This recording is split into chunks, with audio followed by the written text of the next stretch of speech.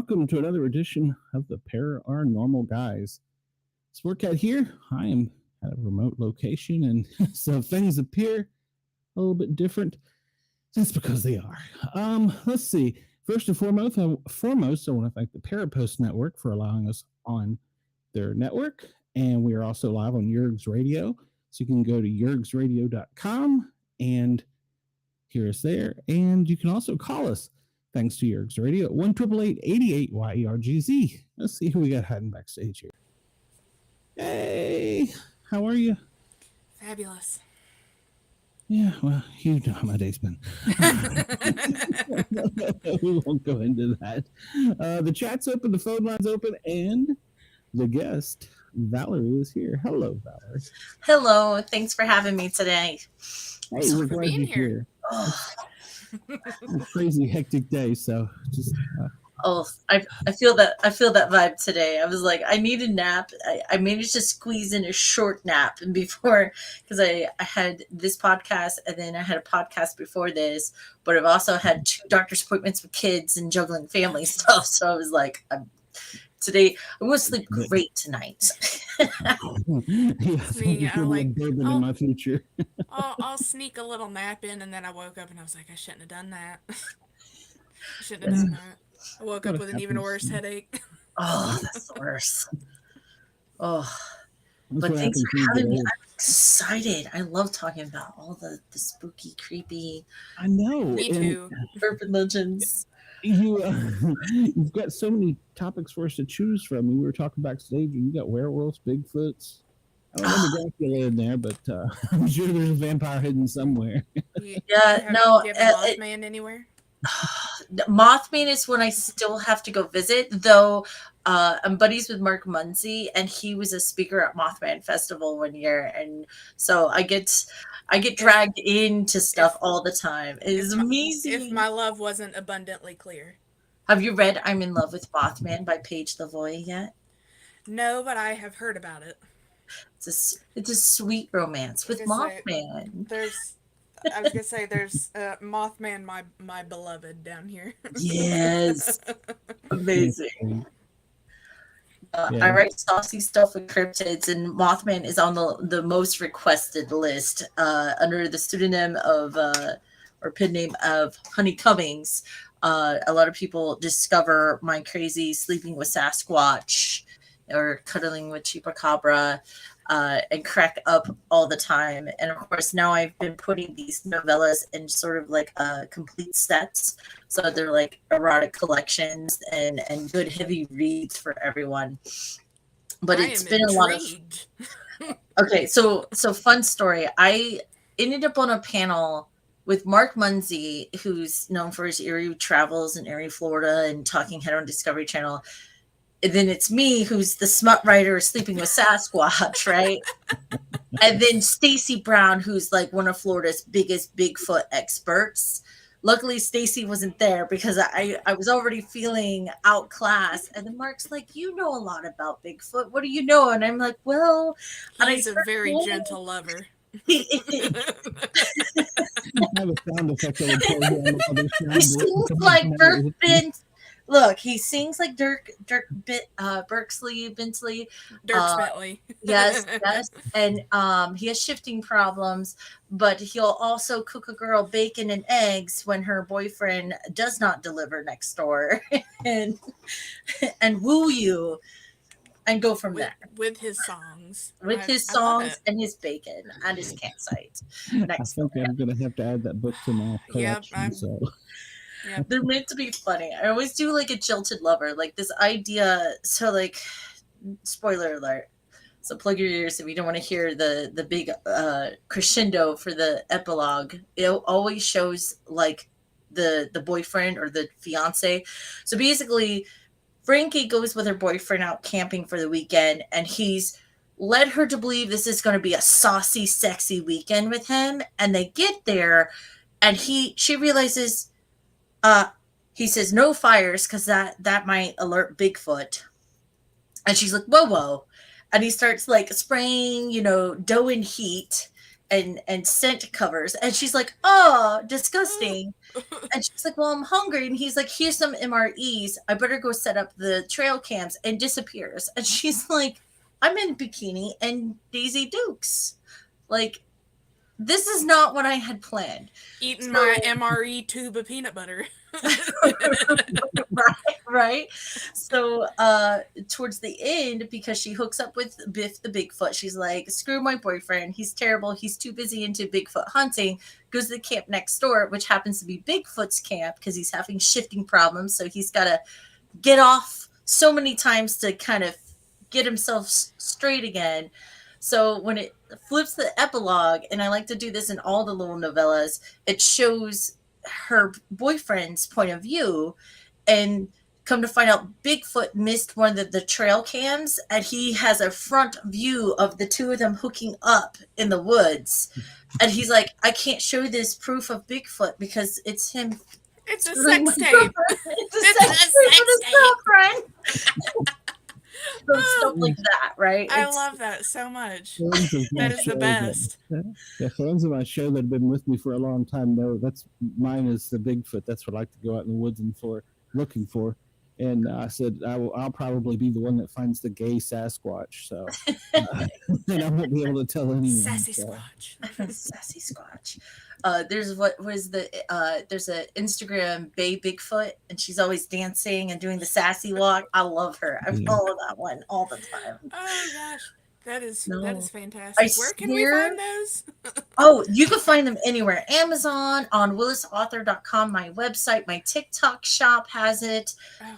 Your best bet is to pick up, I think we're now down to just the set. So the Erotic Cryptid Collection by Honey Cummings, a name bestowed to me by my friends in the coffee shop. That was a fun discussion, proper discussion among friends. But they've been a lot of fun. I didn't realize how much people were craving something that was both humorous and steamy, doesn't take itself seriously. I know I get a lot of compliments. I think everyone's favorite so far is the Chupacabra, because he's like the sheriff and his old fling comes back after a bad divorce. So it's like this whole like chemistry thing. Rekindling and she's like hitting on him, and he's like trying to put out this fire she started in the front yard with all her ex's stuff, you know? And he turns around and hits her with the hose, and he's like, do I have to put out 2 fires? Like, I did not come here to hook up with you. I'm the sheriff. I am working. So there's a lot of humor like that too. That's Honey Sucker in the chat says, I think that name is hot. Well, thank you. Honey Sucker. Please thumbs up, like, follow, subscribe, all that good stuff. Thank you. Absolutely. So what got you into doing this? I mean, I was about to say, how? Okay, first off, I've always loved writing as a kid. So classic author personality, right? I wrote stories in elementary school. Like, I was filling in 5th grade, I was buying composition books and filling them with handwritten stories from front to back. And of course, in high school, I doubled down on this one particular story. And I just went to my 20-year high school reunion, and I didn't realize how impactful my writing was until that moment, because everyone found me and was like, because I had multiple binders with copies of the story that was going around my school. Some of them still have those binders with the story in it. And they were like, we're so excited because you finished telling the story. Now, fast forward, I start getting brave enough to start doing panels, start going to MegaCon. I get invited with Wordier Than Thou out of Tampa it was the last MegaCon they did in Tampa. And I meet Erica Lance, who's an erotica writer who writes My Home on Whore Island, right? And she says, Val, you need to get a side piece. I'm like, I'm married, Erica. She goes, no, you should write erotica. She says, this scene in one of your books is spicy. I said, but I don't use any of the words. So like, if you read the Cedric series, I cut out all the naughty words just about, even though it gets saucy and there's vampires and incubus and succubus involved, I kind of keep that heat level between like a 3 and 4, and I keep the language down. There's no naughty words or erotic words gotta- involved, but You got to use your imagination on that. it's not too bad, because when you write a line along the lines of he then looked up between my thighs with glowing green eyes, you're kind of there's no question what's happening there. Yes, please. Right? So it's possible. And she's like, no, you should try writing erotica. And of course, she wanted to launch a publishing company for Horsemen Publications. So I said, okay, I'll give it a try. I'll help you launch your business, because I'm a typesetter and book designer. So I sent her Sleeping with Sasquatch. It's in the raw. It's my first attempt. I don't know what to feel about it. I giggled and my face is red. I knocked my monitor off at one time because my husband walked in. I'm so nervous about Don't this. read it. So I sent it to her because that's my first attempt of erotica writing. And I wait 2 weeks and I said, is it bad? Is it good? Where do I need to go back through? And she goes, oh, I gave it to the editor. I said, what editor? I said, what editor? What editor did you give this to? And she goes, oh, my friend who's got a doctorate in English literature. And I'm like, this is not the book I imagined sending to a doctorate. I had so many other stories. I would have rather sent a doctorate in English literature than my smut book of bending a girl over a log with Sasquatch behind her, or rocking the Bronco in the middle of the woods. Like, this was not the story for that. She says, well, let me introduce you to her on Facebook. I messaged her and I said, look, it was not intended to be edited in its current state. I apologize. I had no idea when I gave it to Erica. I just needed reassurance. She goes, no, this dialogue is the best dialogue I've ever read. I've been reading it out loud to my husband. No. And I'm like, no. My marriage appreciates it. You gave him some tips. Yeah. So it's no, my husband started carrying some of the books with him when he went to the bar and playing darts and selling copies of the book. He's like, I made $20 tonight. I'm like, with darts? And he goes, no, with your books. I'm like, honey. Yeah. He's like, I think they think I'm a sex god. Make sure you tell him it's your wife, not you. I'm like, you should read it first before you start bragging. I know in one of the ghost ones, they're trying to get things going in the tub, and she's slowly coming back to life. Her bad knee kicks in, it pops, and she yells, and he's thinking she's really into it, and she goes, no, get off, and he goes, I'm trying, and she's like, no, physically, I'm hurting, I'm in pain, this is done. Oh, that's great. So it's been a lot of fun because I get to do ridiculous humor throughout these books, and I try to do my best to go back and forth between the jilted lover and the shifter, so you get both their POVs, a male and a female, at all times. So, but that is how I ended up doing Honey Cummings, though. Everyone's like, you should write erotica, Val, and I'm like, okay, here we go. And it's a shame because she's more famous than I am, and I get jealous sometimes. I went to Indiana Comic-Con, and I was already nervous because I felt like the token female romance writer in this group that was there. And I was between some big guys. I have John Jackson Miller, who writes Kenobi and Star Wars stuff, behind me. I've got Keith DeCandido, who writes for Star Trek and Alien and Supernatural franchises like that.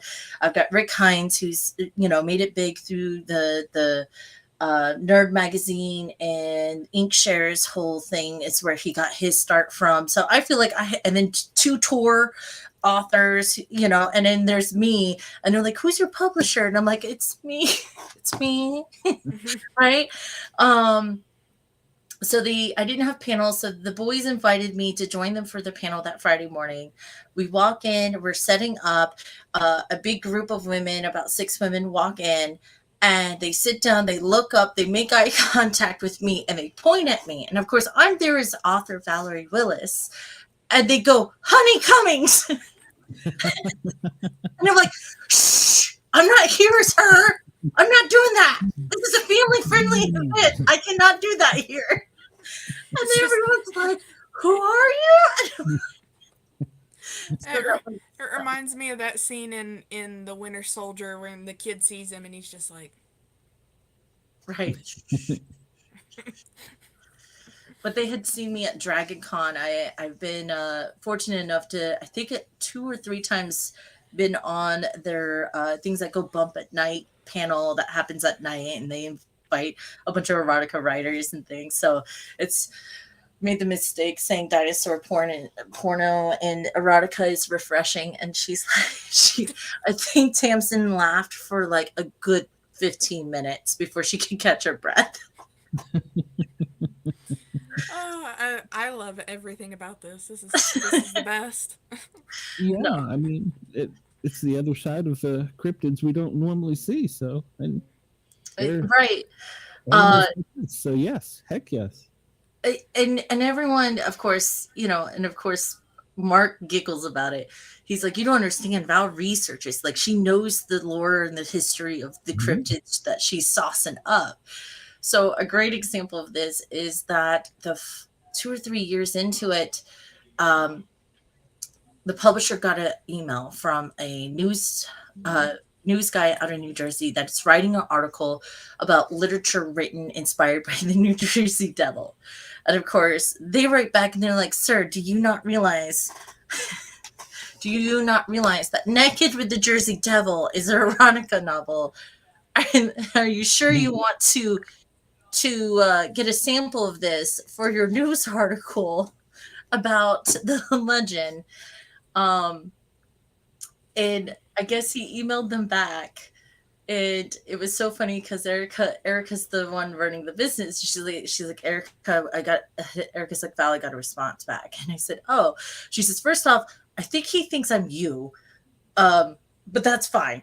That's not, she says, but he's impressed because you had the most history and the most accurate aspects of the New Jersey Devil, besides the shifter aspect and humanizing him and romanticizing him aspects. But he wants to know how many men you interviewed to get it right in the book. Like, and she's like, and sure, he wants to know how many people you've slept with. And it was like, well, I've had a really good guinea pig called my husband for a very long time. Like, but it's, excuse me, sir, mind your business. Yeah. So I'm like, I'll let you answer that guy how you see fit. But he gave it big accolades in the article. But yeah, I put the research, like I mentioned, the past and the history, and I like tying those things in, even though they're meant to be humorous, entertaining little fast reads all the time. So they're a good time. It's good. And Val or Honey, this is my other co-host Dina. I told you I was at a remote location. Hi, sorry. The link to my co-host in the chat. So. I was having issues. It's been a day. Yeah. So awesome. Well, and hey, Matt, I see you in the chat. So it's Tanner Rutledge said it's a great show.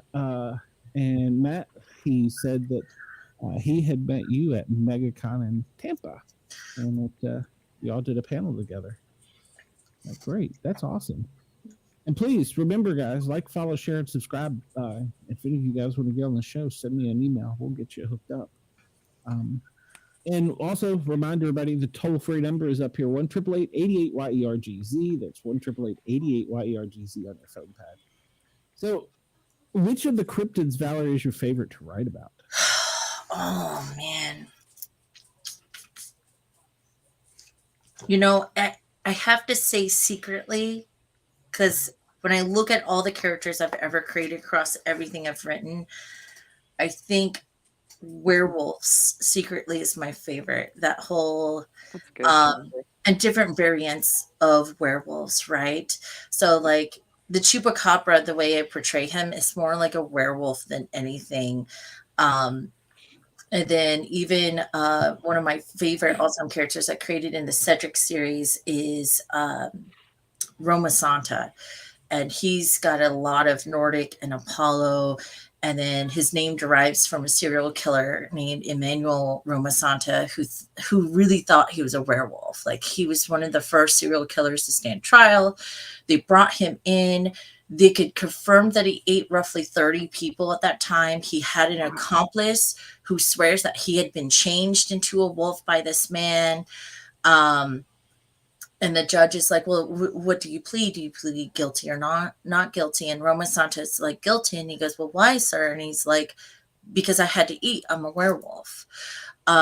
So being able to tie in some of that dark history to inspire my own werewolf spin and lures was a lot of fun in the Cedric series. Like, there's this Slavic,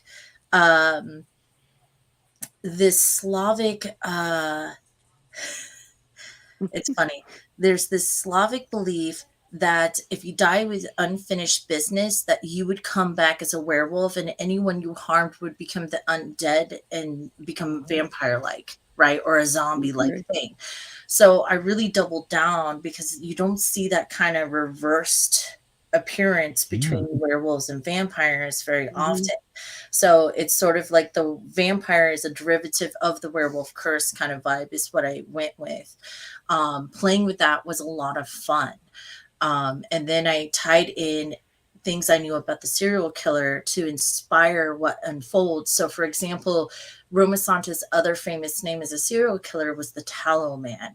So what he was doing, he was a merchant. He traveled around and he made tallow for soap out of his victims. Not one part of those people he was eating went to waste. He would wash and gather things, sell it in other villages. I mean, and it's intense. And I know when they sort of did research on his past to figure out how did he end up this way, it was because he came from a very Slavic Romanian superstitious family. He was either the seventh or ninth son born in a row. And of course, we see fantasy novels, the seventh son and the ninth son, which is part of that same superstitious belief that they're all inspired from. But she actually branded that baby with a hot iron to mark him cursed. So that's the mark of the curse. And for the first 5 years of his life, a doctor had recorded that she insisted on portraying him and treating him like he was a girl. Until the village and the doctor intervened. And then after that, she pretty much disowned him or isolated or estranged herself with him. And that sort of started the snowball. He got caught because he tried to sell a dress in a village that happened to have the mother who gifted it to the woman that he took it from. But the fact that he was selling soap made out of these people just gives me the heebie-jeebies. Oh, that is creepy, isn't it? But I used that. He was ahead of his time. Yeah. In the fantasy aspect, I used that aspect though. So there's a point in the second book of Cedric called Roma Santa, Father of Werewolves. And he's got to get past this giant dragon by the name of Varus, which is based off another medieval lore and superstition. But Varus has horrible eyesight and he decides everything by smell. So he gets the idea to make tallow out of the master of the dragon that he just killed not too long ago. And he basically makes people soap, scrubs and bathes in it so he smells like this guy to get past the dragon. So that's sort of like the crazy weird Slightly twist. ingenious. Right? So like people are like, where you come up with the idea? I'm like, fact is stranger than fiction. Yeah. I'm like, not everything's an original idea, because I'm sort of incorporating a lot of what I've read. It inspires me, and I'm like, how can I use this in a way? And then when people are like, oh, well, he keeps running into alchemists, but they all have the same name. What's up with that? And I said, well, there was the Hermetic Order who followed the rules of the Golden Bough and all that stuff. Like, that was a real thing in that time frame. So it's always fun to reveal to my readers how much of the fantasy is actually based off of fact. And that's like and that's sort of an example of how I'm sort of stitching it back in weird ways, but it works, right? It kind of makes it a unique twist. Yeah. As a fellow writer, I'm interested in your opinion because on social media now there are so many of these different little like the little sexy videos to preview the books, and then sometimes it's literally just videos or it's like an audiobook. What is your opinion on and it could just be on what it shows me all the time. They're all always weird. Are you getting thirst traps all the time? Yes. Yeah. But like bad ones. Oh. Because I had come across one that I really liked and I was listening to it and it ended up being a werewolf one. But there are so many of these like the lichen prints, there are so many of these out there now. Have you pulled any of your inspiration from that? I am a big fan of Patricia Briggs. Like, I love that she used Native American lore, which gave it its own special splash. It has different vibes, different moralities, different understandings. So I'm always looking at authors who like do like a fresh spin, or ones that I can clearly see the research and mythology. Like, I know where they took that from. Like I said, anytime you see a fantasy novel with the seventh son or ninth son, they're pulling off that old superstition and beliefs from those days and times. So I have sort of, that's what draws me towards certain werewolf stuff. It's interesting because there is like this book talk has just blown up, right? Like, we've seen this, but how is this any different than when Fabio and Harlequin and Avon books blew up before they were bought out, right? So it's just we've got a different crowd and generation taking the baton, and our preference is we grew up on Buffy the Vampire Slayer. We want some more sexy bad boys who have inhuman things, but they're trying to humanize themselves, right? Our monsters are our real monsters, and things like that. And I think that's basically what we're seeing, that we're just seeing that shift. Like, they used to have some of the best commercials out of Harlequin where like she's on the reading her book on the washing machine as it's going, the spin cycle, right? Yep. And then suddenly the book disappears and it's a hot half-naked cowboy in front of her. Like, read Harlequin, and it ends there, right? So they're like implying of what to expect. So it's not that we've gotten any racier. I don't think those books were pretty racy. Great grandma was reading some pretty racy stuff. I've seen that collection. It was that and Reader's Digest back in her time. So was my mother. I said, Lord, so was my mother. She used to. We had a big flea market down home that had like this big. It was basically like a big used bookstore that you could either like you could bring your books and get store credit and like trade in and out. And I swear that place was 98% Harlequin, Fabio, sexy romance books. And it's crazy because I don't know if you've seen. So here's an interesting thing. This is where me as a book designer, someone who's on the publishing and creating books for indie authors and things like that, is I recently had to change my covers. I no longer have half-naked dudes on the Cedric series because there have been laws that have come out this year that say if I have a half-naked torso guy or a sexy racy picture on here, I have to cover my books in ID for 18 and plus before I can sell it to anyone. And that was because of the whole failure for them to pass the anti-LGBT book laws that came for it. Kidding? Yeah, no, I wish I was. So a lot of it was not all states, it was some states, but it's enough in the industry that's why Haunting Adeline has a less saucy. Planet of the Ice Barbarians has shifted their cover yet again. So that's why you see now if you walk through a Barnes & Noble right now, it's like you can't tell the genres apart because they're all using this format because no one knows what format is going to match. Luckily, my stuff's like very fantasy and action packed Cedric series, so I have a lot of breathing room with these. And it's crazy because I'm up to book 5 and I'm getting ready to start book 6 of this series. But it is crazy how much authors need to be mindful of the trend changes, and sometimes those trends are decided by laws that are going in effect to impact other areas of our society. And it's crazy that we've gotten to this point. I mean, think of all those Fabio covers. Every single one of those Fabio covers would now have to be changed because they would not meet that law requirement. And it is a wild climate that we're in. Yet when you look at Book Talk, people are like all about it. So it's strange stuff. And then you also have this other movement for clean romance that's happening, where if they kiss in the book, they're like 1 star. This is a terrible book. And I'm like, how can you have a clean romance? Yes. And you're like, it was before wedlock. I was out of wedlock. And I'm like, what? Like going backwards. Just a kiss? Yes. And strangely enough, Indian romance, a kiss would be the climax of the romance and a proposal. Yeah. That's where it stops. It doesn't go any further than that. Maybe a couple cute dates. Right. So it wasn't spicy enough. 1 star.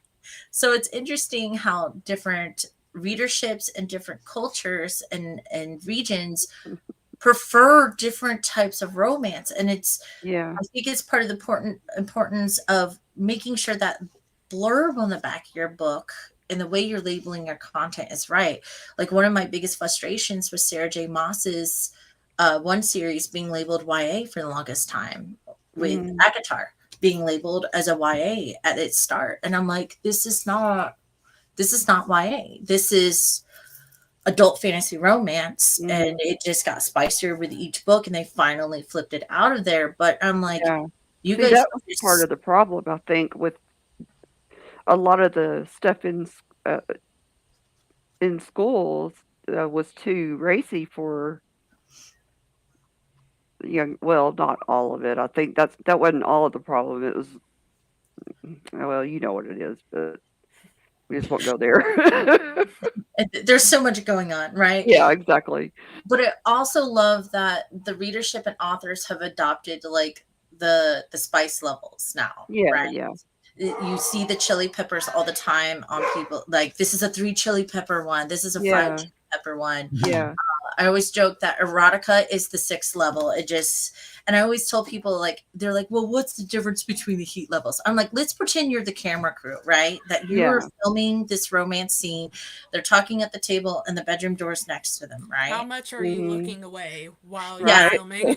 Yeah.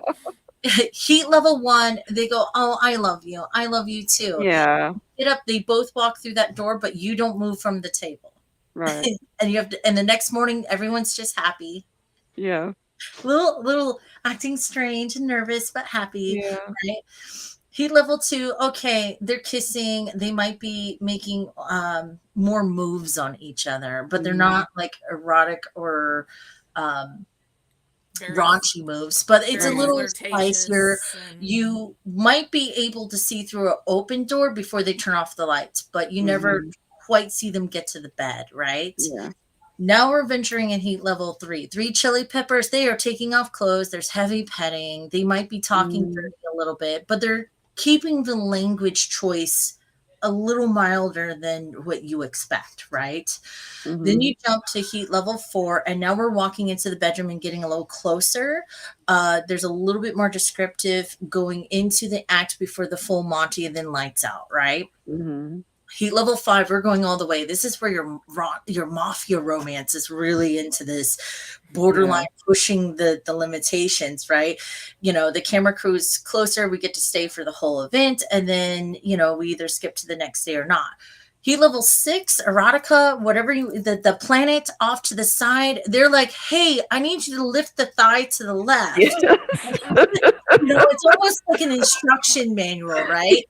Like, we're going to zoom in and where the hands are at all times. It's not left to the imagination of the reader. It's a little bit more descriptive. And it's interesting because you also see a common occurrence in erotica being in first person present tense, because they're trying to put the reader more in the moment, right, than any other person's genre. body. Yeah. So it's always interesting to see that breakdown. So that's something I get asked a lot, and I always talk about a lot. But that would be an explanation. That is a tour of the spice levels, everyone. Those are some good descriptives. I like that. Yeah, Oh, sorry. Trying to keep the voice from cracking. Yeah. Catching up with the comments here, says Honeysucker says your husband must be an absolute sex god and not some nerd painting minifigures in Be both. He could be both. Yes, he's both. I can't believe it's not legal. Sorry, Fabio. That's a wonderful one. The one thing about Fabio, the fact that I can never unforget about him, is the time that he, I guess, was in Tampa visiting Busch Gardens and got hit in the face by like a duck or goose. Yeah.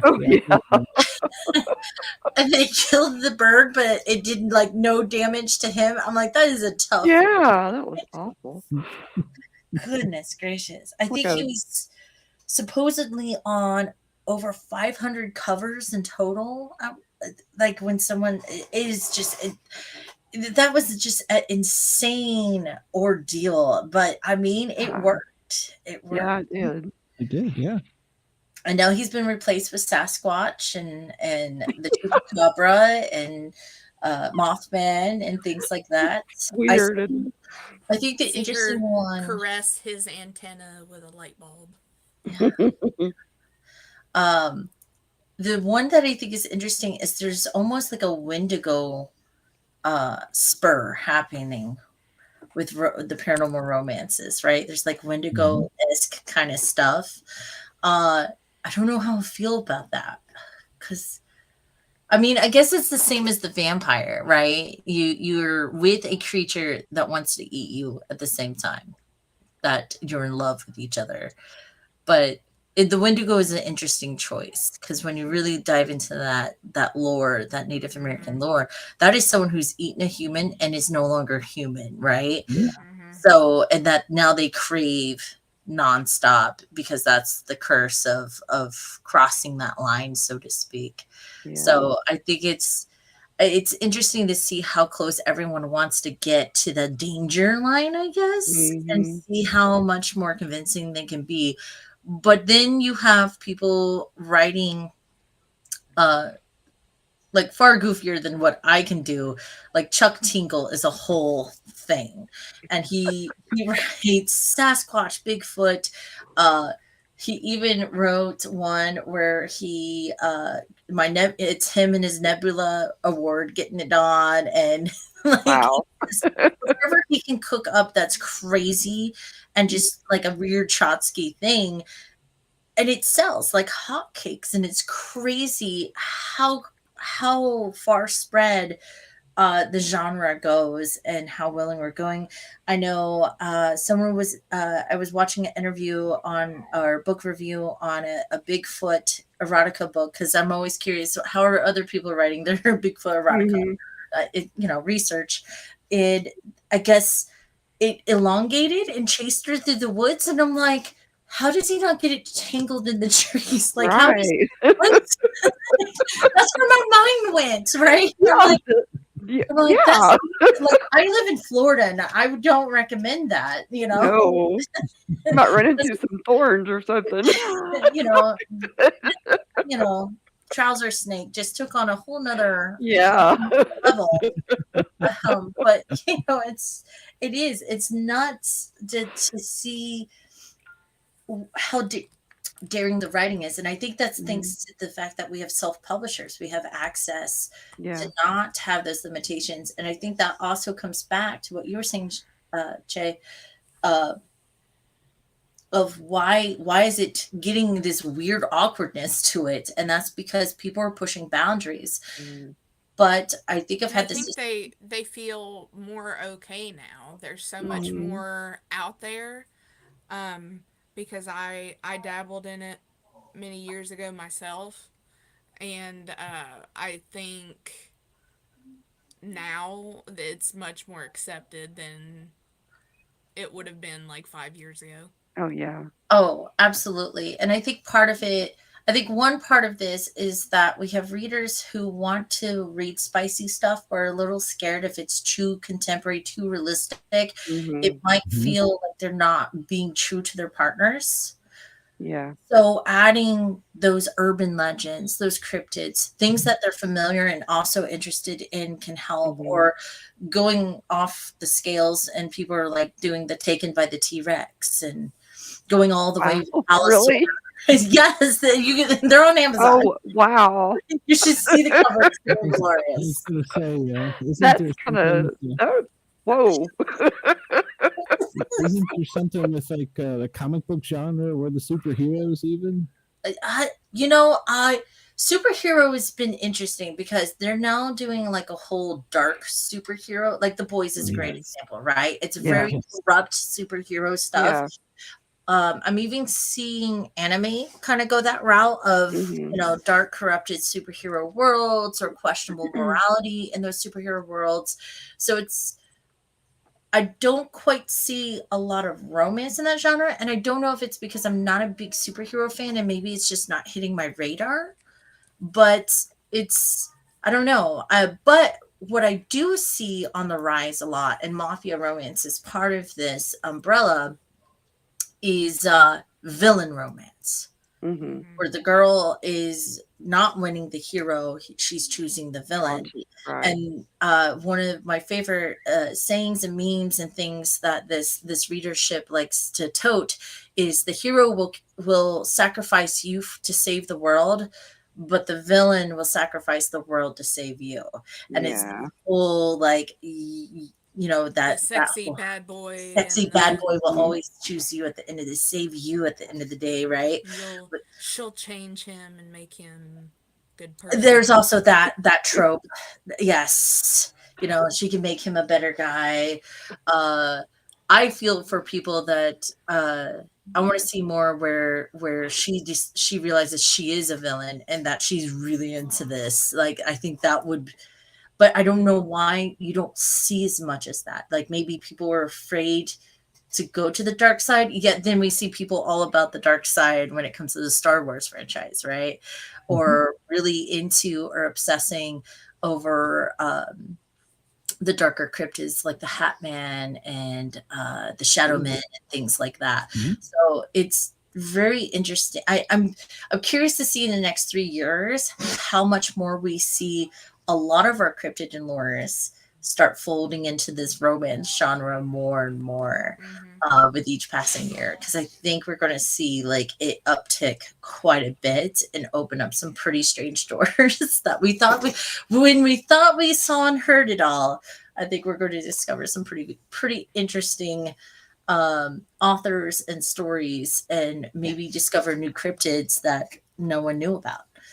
Yeah, well, I think it'll get to the point where people are like, well, screw it. Everybody else is putting their freaky stuff out there. I'm gonna put mine. I think I might do that. Definitely. And I'm like, now I gotta come up with a good villain origin story for a girl. Yeah. She doesn't have to start as the villain. She could just slowly become the villain. Yeah. She doesn't have to start off as Harley Quinn. Yeah. See, she can become Harley Quinn. Right. She was a doctor and she had good intentions. And then she's like, his concepts aren't so bad. Or a sex therapist. Yeah. Yeah. We had one of them on the show, ironically. She wanted just to be helpful. And she went dark. Valerie, I'll give you a suggestion if you haven't read them. It's obviously not on the side of erotica, but I have a feeling we have that same kind of taste in this. Have you seen the books I'm a Therapist? No, not yet. There are 3 of them. Okay. And one of them is I'm a Therapist and my patient is in love with a pedophile. I'm a Therapist and my patient is going to be the next school shooter, and I've heard of those. And my patient is a vegan terrorist. They're by Dr. Harper. Oh, wow. Wow. Because I was thinking of what you, like, everything that you were putting into yours. It's like there's the horror, there's the seriousness, but there's comedy and, you know, the romanticism in there of everything. And those take a weird turn kind of like that, but without the eroticism or anything. And I think you would get a kick out of them. Yeah, I'll have to check that out because that's interesting angles. So a senior lit agent in the industry, Sarissa Hernandez, once said during one of her workshops, the best storyline is the one that starts with "what if," right? Yeah. And you should always. I want to read those Disney ones that are like that. Oh God, yeah. It's always, she says, a reader should always feel like they just got on the wrong train and they have no idea where they're going. Oh yeah. Like they're rushing to get on the train, the door closes, it starts moving, and they realize this is not the direction I should be moving in. Like a Willy Wonka story. That's how those books definitely are. Is very much just like the first one is my patient is the next school shooter, and that one starts off very just because they kind of break down the story into different cases in each of the books, and it very much is just like you have no idea where this stuff is coming from, and I'd love to meet the person whose head it came out of. Who was it? Joe Rogan had a guy on, and he's like, dude, have you heard about Book Talk? And Joe Rogan's like, no, I don't know what this is. And he says, let me tell you about this book my wife's been reading. And he like describes that she stole this shark researcher's identity. You know, they're on the boat banging. He says, and then he bites her lip until it starts bleeding, drags her out by her hair, starts like dunking her head, still banging her. Sharks into a frenzy. And I'm like, oh, that's what they all have in common. They like the cryptids and monsters because monsters are meant to punish people for, you know, even because I had this discussion about medieval bestiaries and all those lores and legends. It's all about punishing people for not following a certain moral code. But we're still doing that. And we're just creating really awkward hookups that are both punishing for bondage. I can see Joe Rogan going, just be like, what, man? Yeah, it's a great clip. Like, I highly recommend finding that clip. Who was the guest? It was, I don't remember who the guest was, but it was on the Joe Rogan. I'm sure if you look it up, Joe Rogan discovers book talk or something like that. Yeah. But he's like, what is the name of this book? And he's like, this can't be real. And it's insane. Like, I know I write some ridiculous stuff at times, you know, like everyone cracks up because I wrote Meeting Up with Bloody Mary is the most recent one from the Honey Cummings franchise, right? And they're like, this whole like mirror aspect is really strange. And I'm like, well, I'm like, you know, it's a thing, right? It is, yeah. It's a thing. And they're like, but yet you were able to bring in Changeling and Arthurian tale and Merlin history into this somehow. And I'm like, that's where I show up. That's that's where Val's first love comes in, is the weird nerdy research aspects of it. So, but it's cool that everyone notices those aspects. But it's crazy that there's like a level of, even though it's supposed to be like immoral stories, raunchy stories, but at the same point, there's like a punishment system in place. Yeah. Mafia ones take that angle. Usually the girl is kidnapped or being punished or something of the sort. So I'm like, bad guy, bad boy punishing the bad girl, kind of aspect. And I'm like, I can't. My characters are too goofy for that. Like I have a scene, the New Jersey Devil one. He hooks up with the bartender in his casino, and she's like crawling across the bed trying to be saucy, but they've already been a couple of rounds, so her makeup is smudged across her face. And his thought to himself is like, Jesus, she looks like a rabid raccoon crawling across the street. Love it. Let's do it again. And he's like, no, I need to get to work. He's like, I'm out. Like, I'm done. Yeah. So then, like, I can't, like, I enjoy the dark fantasy aspects. I have dark moments, like I described with Roma Santa, right? There's some dark moments, but I can't bring myself to bring that darkness to the bedroom for my characters, because that's where they're vulnerable. And I think that's important for any author and even reader when they're selecting stories, is know which you prefer, right? Yeah. You want the bedroom to be a sacred place where vulnerability is safe there or not safe. Like mafia romance, it's not going to be safe in the bedroom. It gets more dangerous in the bedroom. Whereas some of these other ones, it's the other way around. The only safe place is those moments they steal away. Yeah. So I think that's interesting that we see that divide a lot with where the monsters come into play. Right. And speaking of monsters, before we let you get out of here, we always ask our guests, have you ever had any paranormal experiences, seen a ghost, bumped into Bigfoot in the woods, or so everyone always sees ghosts at night, and this is a ghost that shows during the day more often. I grew up 6th generation on the same road in Winter Garden, and everyone's related, and all the houses on the one side are cookie cutter floor mats. And there was stories about the house next door that my aunt and uncle were living in, had just moved into, to be honest, about an old man had a heart attack in there and a baby died in the downstairs converted carport area, right? While babysitting their kids one night, I heard the baby cry, and that's the most unnerving thing I've ever, experienced. But what really got me is that I had kept seeing like an old man walk around the corner of the house for a while now, before they moved in and even after they moved in. I'm out there talking to my uncle. We're in his backyard, a ways back, and I was looking for my cat, and I was making sure, because he had hunting dogs. I'm like, Pikachu is slow and stupid. I get it if he jumped in and the dogs ate him alive, that the cat's fault. And he's like, no, nothing like that. And then I keep glancing over his shoulder. At the corner of his house is the old man that I keep seeing, just standing there staring at us and watching us. Okay. And I'm like, I can't be seeing that. I keep shaking my head, looking back at him, but my eyes keep, because your body, there's something about it, your every muscle tenses. And finally he turns around and he goes, hey sir, can I help you? And the old man goes like this and starts walking away.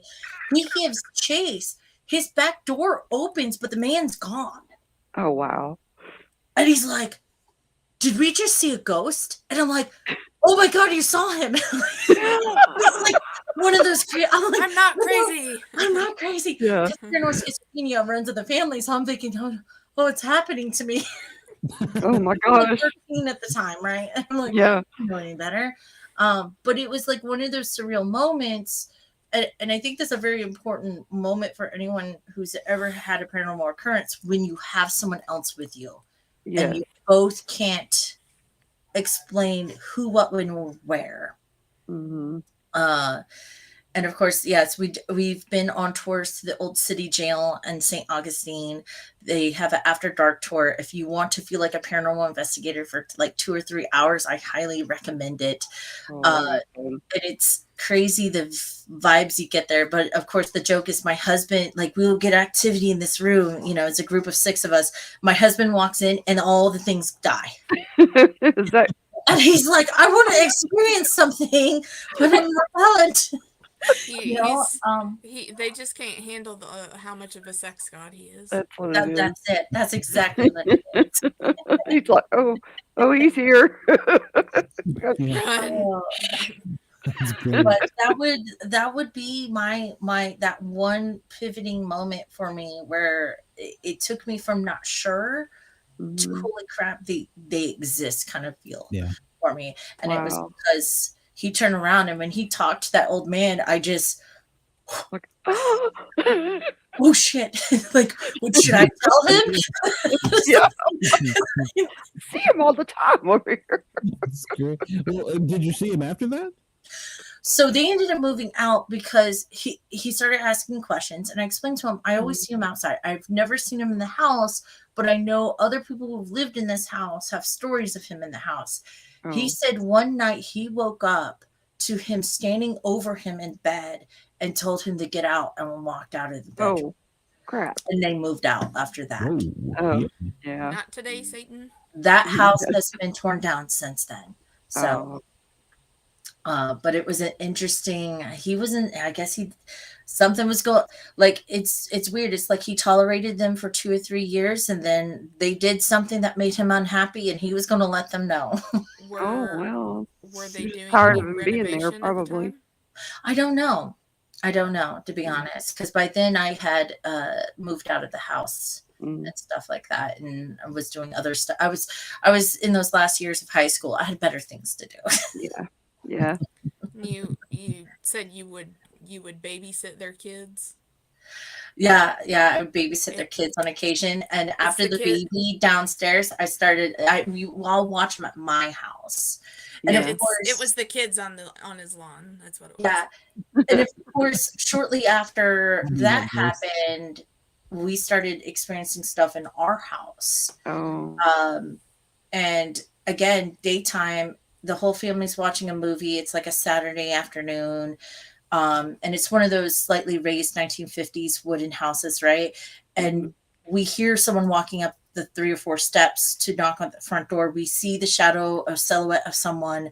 They knock. The doorknob starts turning. My stepdad gets up. Who thinks they're just going to walk into the house? No one is there.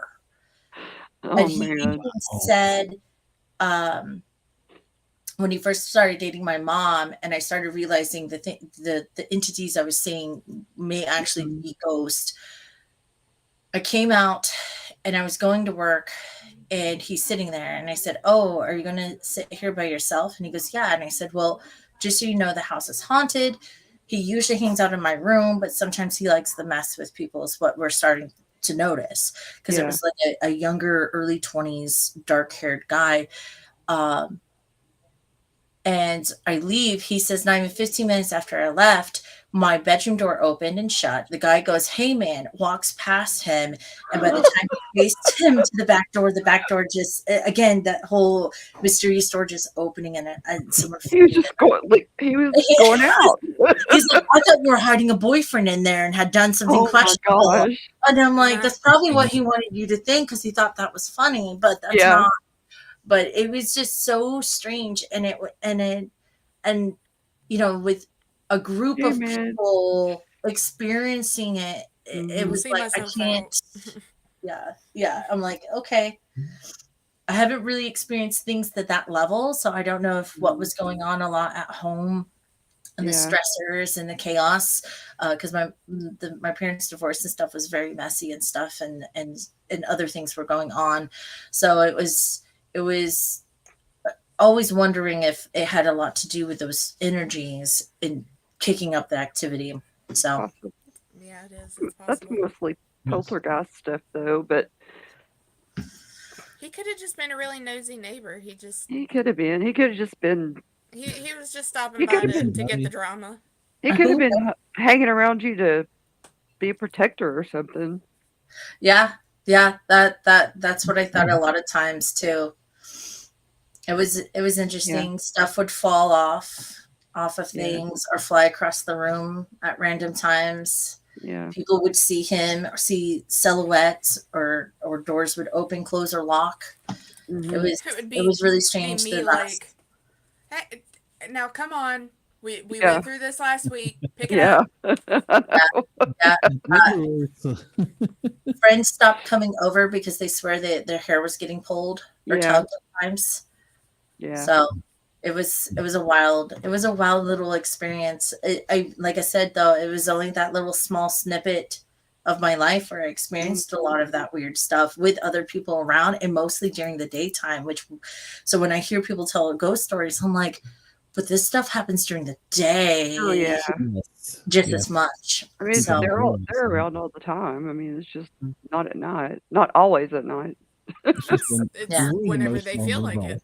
Yeah. We're more vulnerable at night. So yeah. Well, Valerie, you've been great. I'm glad that you got to come hang out with us, and I invite you to come back.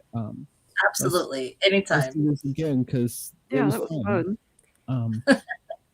And I'm gonna have to message you and see about getting a copy of that to add to my Sasquatch collection. So absolutely would love to. I even got a chance to give a copy to the Jack Link's Sasquatch guy, so he has a copy of Sleeping with Sasquatch. I'm like, yes, that's awesome. That's good. Yeah, I definitely would add that to my collection. So, Valerie, thank you, Matt, and it was great. Let's do this again. Absolutely. Definitely. There you go. Tell everybody where they can find your stuff, and I want you to get in. All right. If you're following all my crazy fun videos, I share a lot of my mythology and snippets of my work on TikTok, YouTube, Facebook, and Instagram. I have a TikTok shop set up. I also have books set up on willisauthor.com. Those are both great ways to get some signed copies from me. You can also order from my publisher for horsemenpublications.com or anywhere where books are sold. You should be able to get me at your local Barnes & Noble, Amazon, and most small shops that also use the iPage systems. So cool. Awesome. Is your TikTok just Valerie Willis, or is it? It's Willis Author. At Willis Author, you're going to end up getting me. And if you go to my website, I've got links to all that stuff, so it's a little easier to find. Okay. Cool. All right. We will see you soon, I hope, because I want to continue this conversation. I love it. So it's absolutely normal things that go bump in the night. Well, I guess they're still going bump in the night. But yes. In the daytime. We will see you soon. Thank you again. I do appreciate it. Anytime. Thank you. Bye, everyone. Thanks for coming. Bye. Have a good night. All right, that was great. Let me hit a button here, and we will be right back. If I can figure out what button to push.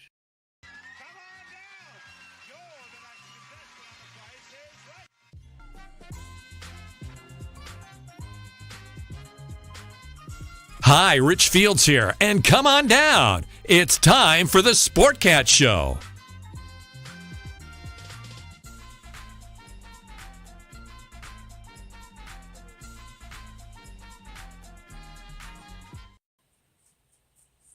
And we are back. That was great. Yes. I enjoyed that. Well, Shy, you've got a special for us. Yes. Good friend of mine and Travis's. He just did his Kickstarter launch today for his comic Alma the Champion. So it is writer John Holland from. And you know what? I see he's backstage, so let's just bring him out. Whoop. John, are you there? I am here. Okay, we can't see you, but we can hear you. Yeah, I don't know. The camera should be working. I thought it was on. Oh no! Well, you're just so handsome. You're hiding from us. Yeah, I'll be the other way. Well, no, I'm the one that breaks the camera. So, John, Shia was telling us about your book you just released. Tell us about it. Yeah, it's basically the tagline for it is "What if Buffy was a 72-year-old grandmother?" I love it. I've taken the concept of where usually the hero or the champion or whatever is always either the young girl like Buffy or a young, the young strong guy, and kind of flipped it on its head. And the champion now is Alma, who is a 72-year-old grandmother. Granny That's kicking great. some butt. Cool. I don't know if you caught any of our previous guests, but her genre was a little bit different, but still incorporated that. What? Let's see. I saw you have Diebold Comics. Is that correct? Yeah, that's my company that I use, my brand that I use to self-publish my comics. I've got probably about 30 comics I've self-published over the years. Oh wow! Yeah, it's I've been doing this for quite a while. I've got stuff, science fiction, horror, just regular stuff, all sorts of stuff. I try to write in every type of genre that I can get into. Do you do the artwork as well? Oh no, I can't draw to save my life. That's why I need people like Travis. I always tell people I can't draw a straight line with a ruler, so I definitely need somebody to do the artwork for it, because I'm terrible as far as that goes. Well, you've got the talent of coming up with the story, so yeah. It's got to be hard though to get what you're visualizing and your conception of something to an artist and get them to do it. How do you do that? It's always fascinating. Patience. Yeah. It's like, I'll write the description out on the page, what's supposed to be happening in each panel. And then, the artist takes that and, if they have any questions, or, they may have different ideas on what to do instead of what I did. So it's kind of a give and take in a sense too. I don't like to send something to somebody and say, this is exactly what you have to draw, because the artist has their own ideas, and the artist, a lot of times they're more visual than I am. So they, when I plan it out or plot it out on the page, they may look at it and say, well, what if we did it this way? Or, take this panel and break it into 2 panels or something like that. And, it works out better. Plus it's, I don't want to be the guy sitting there telling somebody exactly what to do, because one, like I said, they have their own ideas, and they're not going to like drawing something that, they have no input in either. And I think as a team, it just comes out better. Yeah. That's true. Finding, that good balance anymore is so hard. Yeah. Well, Shay knows Travis and I can be on the phone for like hours. I sometimes think he talks to Travis more than I do. One of us will call the other and say, "Oh, I just need to tell you something real quick." And 3 hours later, it's like, "Okay, I think our real quick is over." It's that there is no lie in any of that. Well, I mean, it's a two-way street here, because Cheyenne is my paranormal assistant, and I sometimes think I talk to her more than I talk to my wife. So, well, and anymore, like I've said it before, but John can certainly attest. It's very hard to find those good people that you can work with like that. Yeah. Oh yeah, definitely. Definitely. Because like part of what you were saying, John, like we as writers, we're not comic artists regardless of, what genre we're in. And a lot of the times we might write things that don't necessarily make sense in the form of how they can draw it. So to find somebody who, has that same, you're thinking very much on the same level, is very hard to find.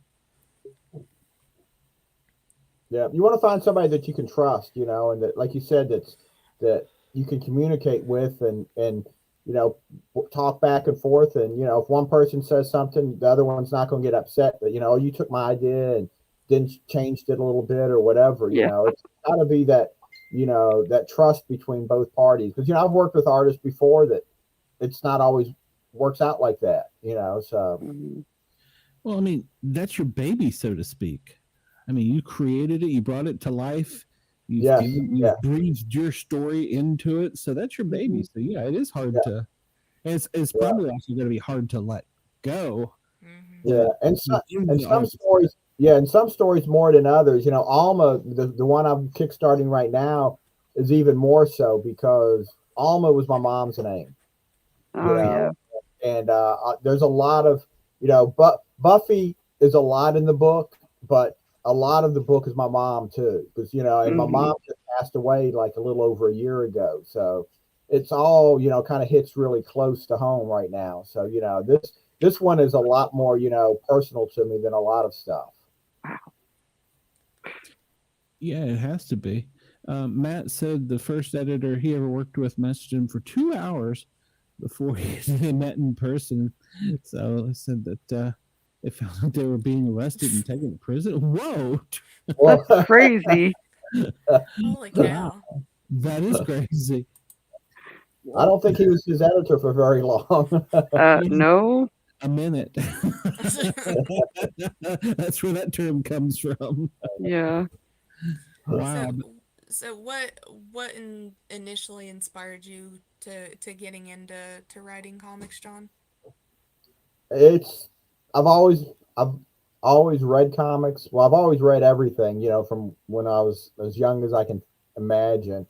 And I've always loved comics, and I've always wanted to write. And I would try to write short stories and things like that. And I've tried to write comics at the same time. And it just seems like I've had more luck writing comics than anything else.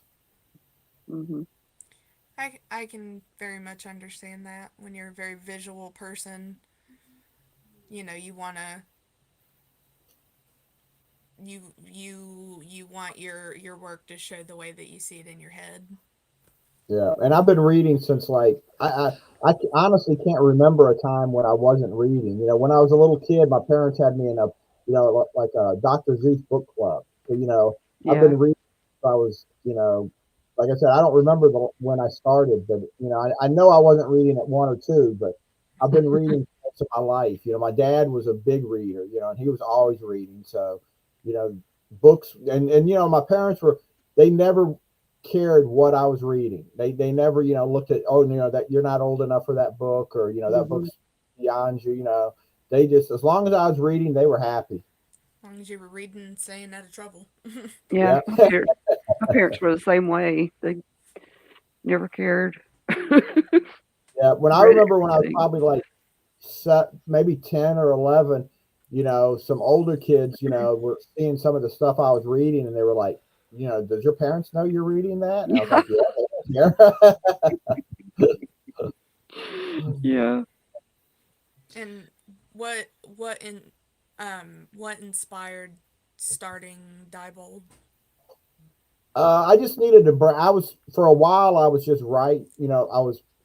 the books that I was publishing, self-publishing, didn't have a name, didn't have a brand to it, and I thought I needed a brand, something where I could put everything under one name, and it just made it a little more convenient, and it just made it easier for people to know, okay, that's where your books are. Because before it was like there was no label, no brand on the comics. It was just the title of the comics and my name. And I just Diebold kind of brands it. I like the name. It's a pretty, and it just seems like more people recognize that than they did if I was just writing it as with under my name. Yeah, I can understand that.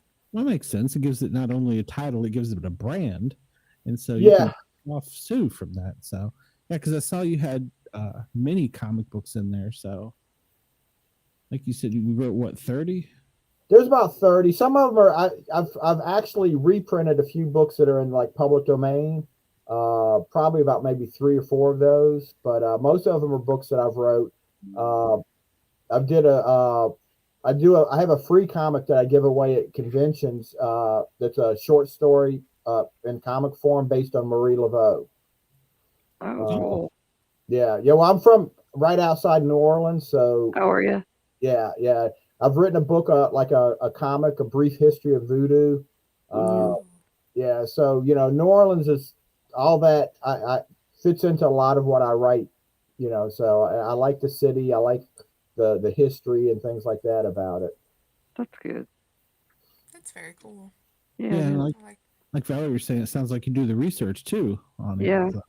Yeah, I try, to kind of keep, sometimes you can get too tripped up with the research, Yeah. especially if it's a fictional story. Yeah. I'll get to the point it'll be like, well, that's not exactly where that is in the city, or that's not exactly how things, and then I got to realize, well, it's not a real story anyway, so I can take liberties. Yeah, you got to make some stuff up. Yeah, exactly. You can be a little loosey-goosey with things. Yeah, or otherwise, sometimes I just get trapped in the the writing and realize it's not going where I want it to go. Well, I need to make it go that way then. Yep. It's very easy to get hung up on those little details. Yeah, I was going to ask, when you start it, do you have a finishing point? Because some people will start something and it just kind of wanders, and others it seems like they got a finishing point, but they don't know how to get there. Sometimes I'm not one that, I don't sit down and write like a whole outline or anything. I usually do have kind of a finishing point. I'll have the beginning and a kind of the end, and then I just kind of write to get to that point. And then the ending's not always exactly where I expected it to end. I'm actually almost done. I'm working on a short story that's not comic related that I'm hoping to, like a little horror story. And I thought I had the ending when I was writing, and I'm almost done with within probably about 5 pages of it, and I realized that ending isn't exactly where I wanted to end, so I kind of switched the ending up a little bit. But I don't like to outline, get it too structured, because when I start writing it, it's a lot of times the story will kind of tell me where to go. Yeah. You don't want to be too rigid. Yeah, because I'll be writing and I'll be like, well, wait a minute, this should go maybe turn right instead of left, and it opens up other paths that I wasn't imagining. So, but I usually try to have an ending kind of in place, so I kind of know where at least I'm heading for. Yeah. I've written comics, like I was doing one. I've got a title called Robot Sex that was supposed to be a one shot, which Glenn would like a copy of. Yeah. Really? It's not. I do have to tell you up front, though, it's not X-rated. It's not even really R-rated. It's just a science fiction. The title is more to catch people's eyes. Mm-hmm. Gotcha. But it was going to be a one shot, and when I was writing it, it was growing so much. I said, well, I need to do this for 2 issues. And then when I started the second issue, it got to the point where I was like, oh, this needs to be a continuing series. I can just keep writing this for a while. The characters just kind of kept growing on me, and I kept seeing where other places it could go. So, which is kind of nice, when that happens. But then sometimes it's like, I really wanted to do some comics that are just one and done issues, instead of having a lot of, especially in my case, it takes a while to put out a comic because I've got to fund it and, get the artist. So if I've got something going on for more than one issue, it's not like the second issue comes out within a month or 2. Sometimes it may take a year to come out. Oh yeah. When you take, not when you take that long, but when it takes that long, a year to come out, are they longer than usual, or is it just like a short comic? The minimum is 24 pages that I'll write. And then, as I write it, I've had stories where, like, I had a book that was The Getaway Driver that was going to be a 24-page one-shot. Well, it ended up being 36 pages because, I kept writing it, and I was like, well, I still want to make it a one-shot. And if I did any more than 36 pages, I probably would have broken it into 2 issues. But I got it in 36 pages, so it's a nice, size book. But usually about 24 pages is where I try to, kind of end it at. That's, it kind of sucks because I know in between, having to wait a long time if somebody wants to read the next issue is, not the best situation, but, it's sometimes it's the best I can do. Well, too, if they're a fan, they anticipate it. That's not bad. They're going to be waiting on it. Yeah. Yeah. Yeah, and especially publishers, I think, in my situation where, we just kind of, use Kickstarter or things self-publish. Yeah. There's a lot of books like that because, you know, it was a little easier when I had a full-time job because I could pay for stuff myself. You know, I had enough, I made enough, and I didn't have a lot of expenses. You know, I live by myself. I don't spend a lot of money. So most of my money, well, I do spend a lot of money, but it was all going into making comic books. You know? Yeah. And, you know, the last year I was retired, and I can tell you on Social Security, you don't make that much money to have a lot of money left over. That is true. Yeah, it sounds like podcasting. You just keep spending money, throwing good money out there. Oh yeah. it's like yeah, I can tell you, I've never made. I am not in the black as far as comic publishing goes. No, same with you will be someday. But, well, we all have a talent. I think mine's just running my mouth. So yeah. And I enjoy meeting everybody that has the different stories and talents. Especially, I'm fascinated with the comic book artist because, like I said, to me, you not only have to tell the story, you have to write the picture of the story. So that seems to me it makes it harder. When I first got into this, I was asking artists or authors and artists, and they're like, no, you got it backwards. It's even harder because they have to describe it, not only tell the tale. I'm like, oh. Yeah, and you know, we've got to be careful. You know, it's easy for me to write a panel and say 1,000 people attack the hero. You know, and then the artist is going to look at that and say, I can't fit 1,000 people in a comic panel. You have to kind of think of what actually can be done too. Yeah. Yeah. Minions. A bunch of minions attack. Yeah. Now, do you have a lot of the same thing like what Travis did when you guys were putting together Death Rain? You know, we had Steve as a character from many years ago that he put into this. So do you work kind of similarly with your writing, that like you have stuff and characters and parts that you've developed years ago that you've kind of just put on the shelf? Oh yeah. Yeah, sometimes our ideas or characters or, you know, just, you know, little things will pop up later and I'll realize, oh, now I know what to do with them. You know, sometimes, you know, when it first comes up, I can try to do something with it. And it's like, you know, trying to force it. And if I've got to force it, it's not going to work. So, you know, I'll put it to the side and, you know, then later it might, you know, I could be working on something else and I'll be like, oh, wait a minute, this idea may work with that. And, you know, before I know it, it works, you know. So, yeah, I never throw away an idea or a character. You know, I may never use some of them, but they're all there still. Yeah. You know, they're all like, I've got notebooks that I just throw to, you know, got like at a big off to the side that sometimes I can be going through them and trying to figure out what I, you know, was remembered from like 10 years ago. Like, oh, wait a minute, I need to find this guy, this character.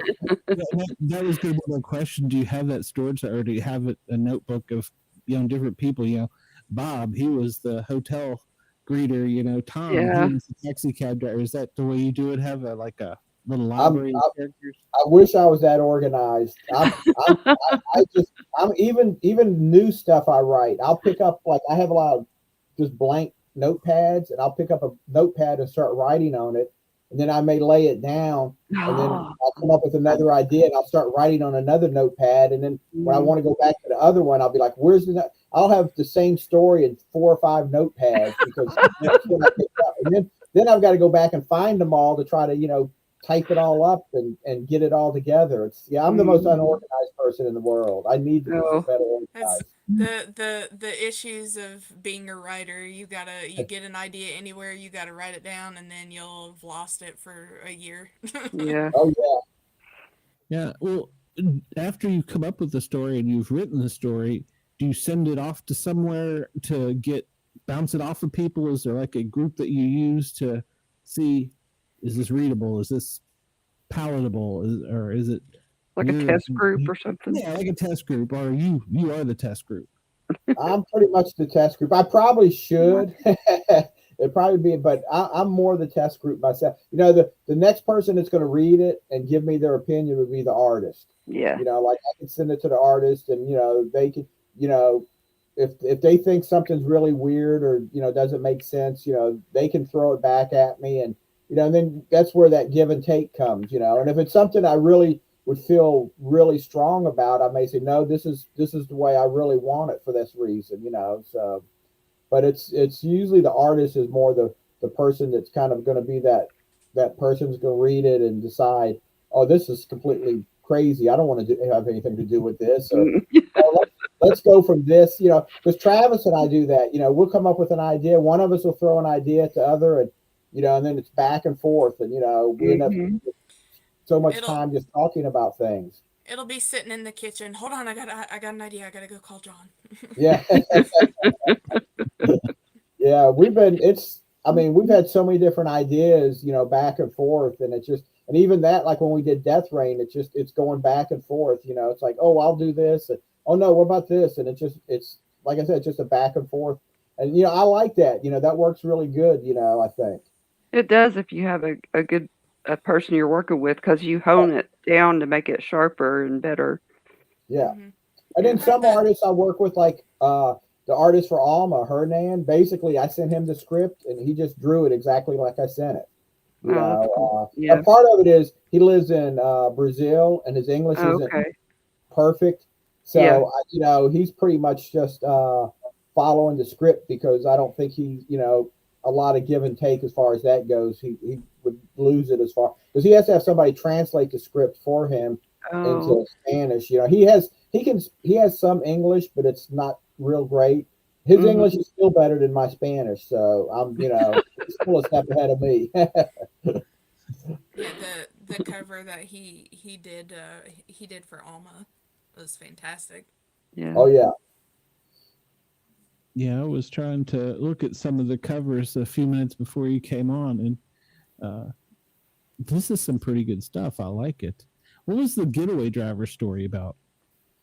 Basically, it was a crime story about a getaway driver. Just like a couple weeks in her life. It was a woman getaway driver, and just kind of showed kind of basically where she kind of retires because she gets in a situation that she almost gets killed, and then she kind of walks away from everything. Oh, sounds good. Yeah. That idea actually came from, I can't remember what the name of the movie was, but years ago there was that movie that came out about a getaway driver. That's the one I was thinking. Was that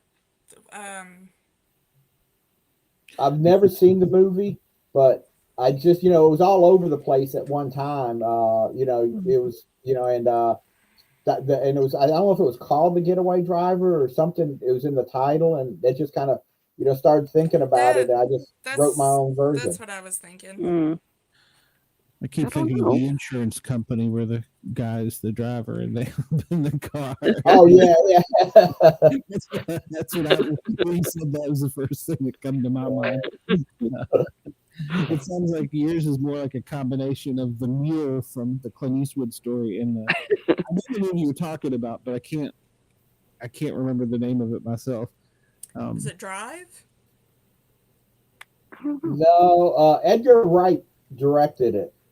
I remember he was a director, but you could probably write a story about what recently happened in Atlanta. There was a Baby Driver. Baby Driver, that was it. Yeah. I never seen it, so I don't know. I just kind of seen it like on the news. I mean, on all the talk shows and the online and stuff, and it just kind of sparked the idea for me. Yeah, so you could probably write about this incident that just happened in Atlanta.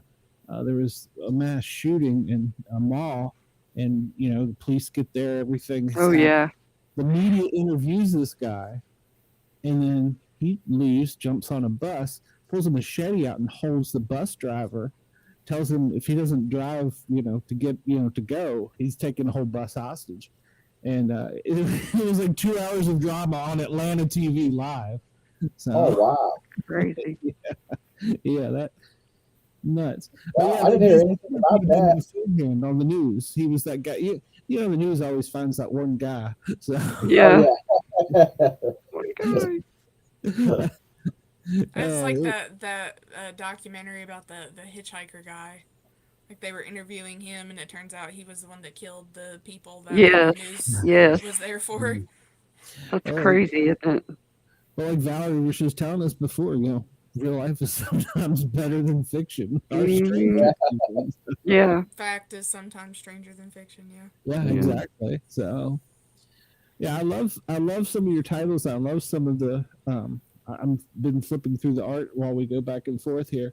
Another one that caught my attention was the lizards. Lizards is an old title. That I've been writing that since the late 80s or the 90s. Oh wow! It was originally published through a real publisher, Fantagraphics, and it was in short stories. They had a title that was called Critters, and it was all like short stories of like basically using animals as the characters, and it was in that, and then it was in Caliber Comics, and then probably a break of 10 years, and when I started self-publishing myself, I decided to bring it back. So it's up to 6 issues right now, and the plan is to keep it going, but I kind of pushed that to the side to do some of this other stuff right now. But I'm hoping to get back to it and do another issue, keep it going. But yeah, that's that. I'm using different artists because the original artist on that, Ron Wilbur, died sometime in the last 10 years. He was an artist that I never met, never talked to him on the phone. All our correspondence was through the mail. This was like regular mail back before. This was before computers, because when I first started, it was before email and the internet. Back in the 80s. And I know. And all we did was write back and forth. And then when we kind of stopped working on the book, we kind of kept writing for a little bit, and then we just I never heard from him again. And then about 10 years later, at some convention, some guy came up and was telling me, "Oh yeah, I know Ron," was talking about it, and said, "Yeah, he died a few years ago." And that was the only way I knew that he had passed away. So I've started using I was using a few different artists for it, and I've been using kind of the same artist for the last story. So it's one of those books that I think I can use different artists. Like every cover on that book has been a different artist so far. That's kind of cool, though. Yeah. I kind of like the idea of using different artists on it. Yeah. But to keep something like that's older, just keep it going. Yeah. Yeah, I'm flipping some of these, and the art is incredible. It looks great.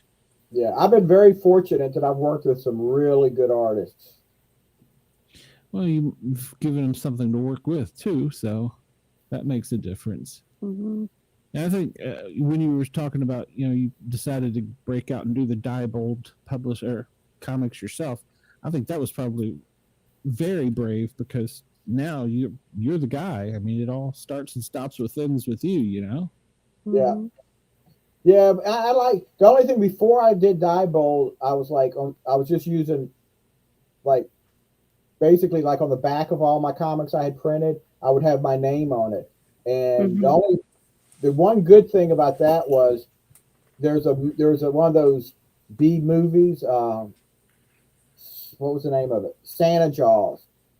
It was a shark movie. Santa Jaws. Yeah. Santa Jaws. They actually filmed in New Orleans, and they filmed at a lot of it takes place in a comic shop, because the main character was a comic book fan. So they filmed in the local comic shop that I shopped at, and they couldn't use the Marvel or DC comics because they didn't want to get the permission. So in the background of when they were in the store, you'd see all my comics behind there. And the kid was actually reading them. Wow. And so one of the scenes in the comic, the kid is sitting in the bed reading the comic. He's got it in his hands, and you can see my name on the back page of it really good. Oh, that's awesome. That was kind of cool, Yeah. I like that. That's It's a very little, cool. little free advertising there. Yeah.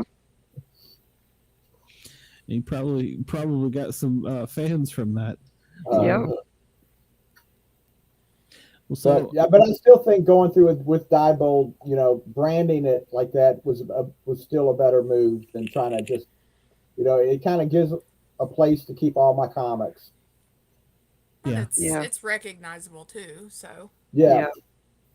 And have you thought about taking on other authors and comic book artists under your Diebold?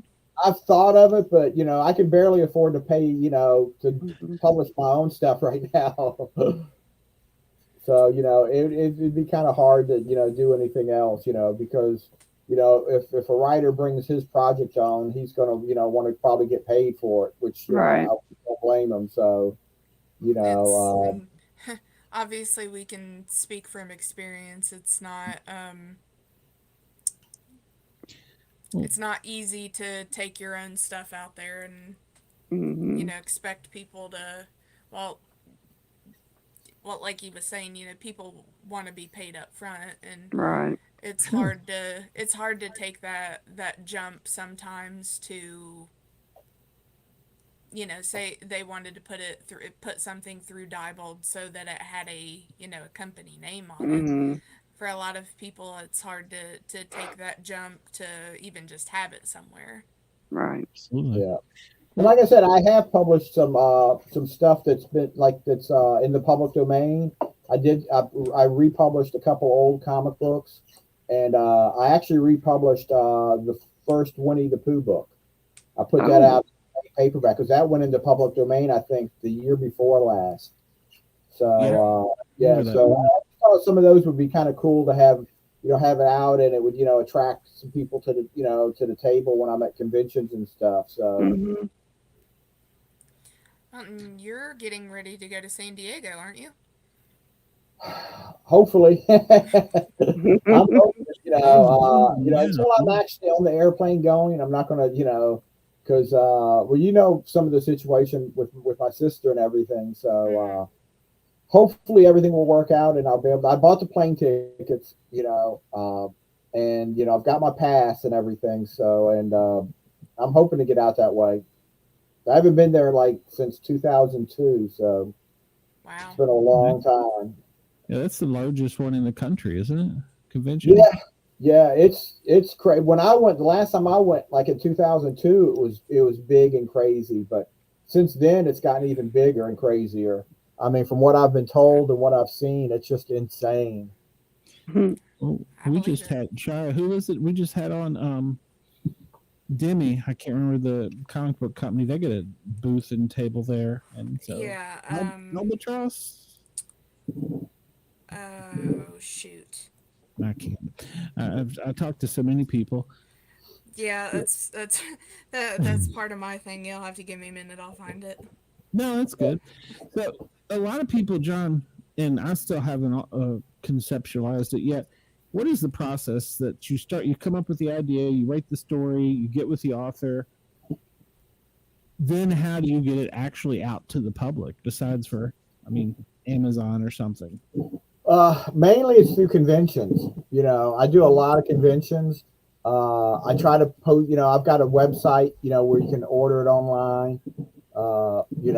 Social media, Facebook, Twitter, just put it out, doing podcasts, just, getting the word out as much as possible. Probably the way I sell most of them though is conventions. I try to do a lot of conventions. And that's, especially locally, I do a lot of conventions. The only problem with doing the local conventions is some of them, I do so many of them that I don't get enough stuff out in between conventions. So I've kind of cut back on some of the local conventions, and I've been doing more I've been traveling to I was at a big one, Heroes Con in North Carolina. I've been doing them in Tennessee and Florida and Texas, and I'm just trying to branch out a little further too now, and get into places where people haven't seen me. When I'm doing the ones locally, people come up and look at my table and they're like, "Oh, what do you have out new?" And I'm like, "Nothing since 2 months ago."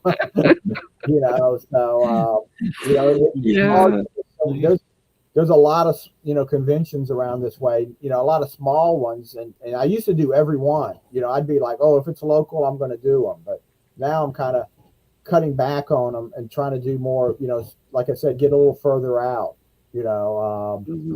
Usually 6 to 8 hours isn't too bad a drive. Now, the one in North Carolina was like, I think, a 14-hour drive. So that one was a little it was a good convention. It was like just a pure comic book convention. There was no, movie stars or TV stars or wrestlers or anybody. It was all just comic book people. That makes it more fun, I think. Add the wrestler in there. That might be fun. So yeah. Well, nowadays, comic book convention's really not a comic book, and because like even San Diego, it's they've got movie people, TV people. Everybody. They've turned more into like toy conventions. Yeah. Collectible conventions. They have live shows from there just about the convention. Which I think is great for people like me that probably never get to go, but it's massive. It's huge. So Well, San Diego always had people more than just comic book people, because when I first started going, it was in the 90s, and they had like, I remember seeing George Lucas at one of the shows.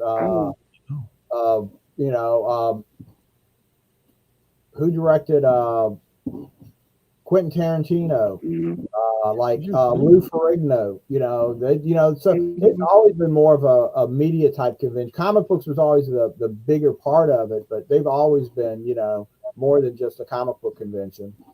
Yeah. Yeah. It's kind of their hype. That's their hype, man, so to speak. That would be pretty cool. I'd like to meet Lou Ferrigno. Yeah, he still does, and he still like just travels. A lot of these actors, I think, that don't get as much work as they used to, travel, do these comic book conventions, or not just comic book conventions, and they make a pretty good living off of it. After Buffy the Vampire Slayer went off the air, a lot of those actors that played vampires and some of the other characters on it, I see them at conventions all over the place. So that comic company was Albatross Funny Books. I was close. No. Her husband is an artist, Eric Powell, who does The Goon. Oh yeah, I know who Eric Powell is. Yeah, I thought The Goon has been around for a long time. Yeah, his wife is a roller girl. Oh, okay, yeah. Yeah, she's my friend. She's a roller girl. She was in Atlanta. Now they're out in Portland. Yes. So now she's in charge of all the roller girls, so to speak. They've got their own little, I don't want to call it a con, but I mean, there's a competition from worldwide with roller girls. It's got to be something there. So yeah, I said she might as well be like the director of the like roller girl Olympics. pretty much. All while I'm helping manage Eric's stuff, so and get to San Diego. Yeah, that I thought that was very interesting learning that from her, with like the being grandfathered in system.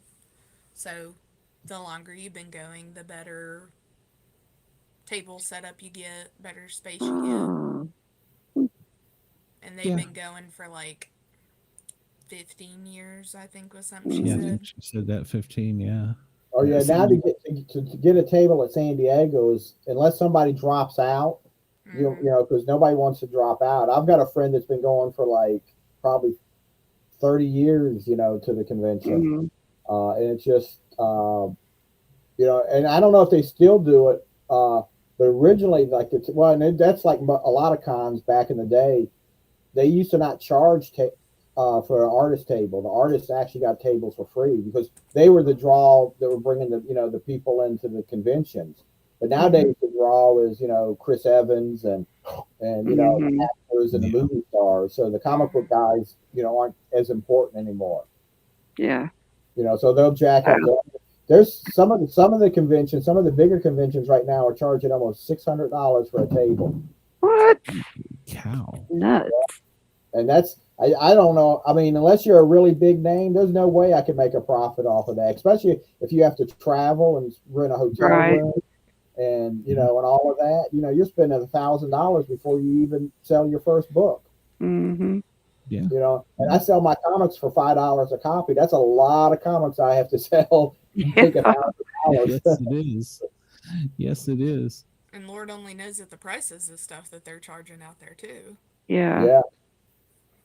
Yeah, definitely. Yeah, because they were talking about that. That was a big thing. The New York convention. I think their tables are $550. It's like it's double that in San Diego. Yeah, and well, New York is so expensive too. You figure a hotel in New York City.